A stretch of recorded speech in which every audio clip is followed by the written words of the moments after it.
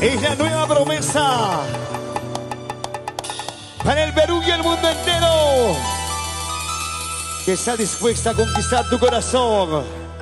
Ella es tu chinita del Perú. Escucha, siéntelo, óyelo.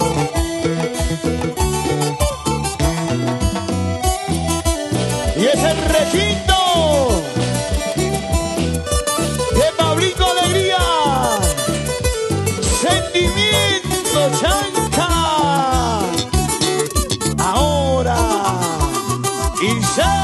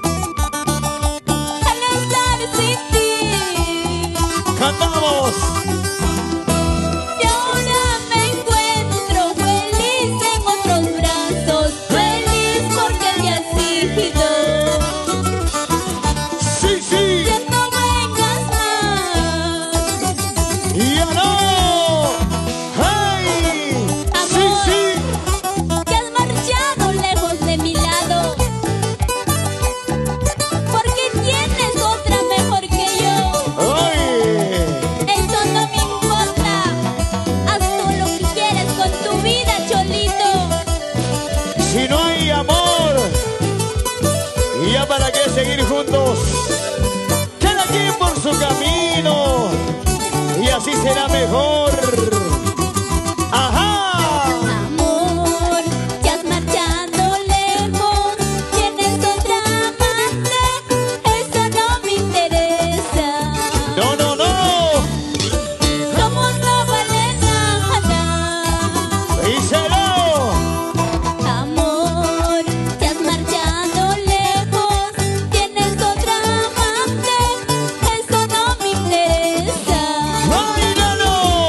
¡Sí, sí! Como no vale nada. ¡Andamos! ¿Qué es lo que tú piensas? Que yo voy a llorar, que yo voy a sufrir al estar sin ti. ¡Andamos, andamos! Si ahora me encuentro feliz en otros brazos, feliz porque te has ido.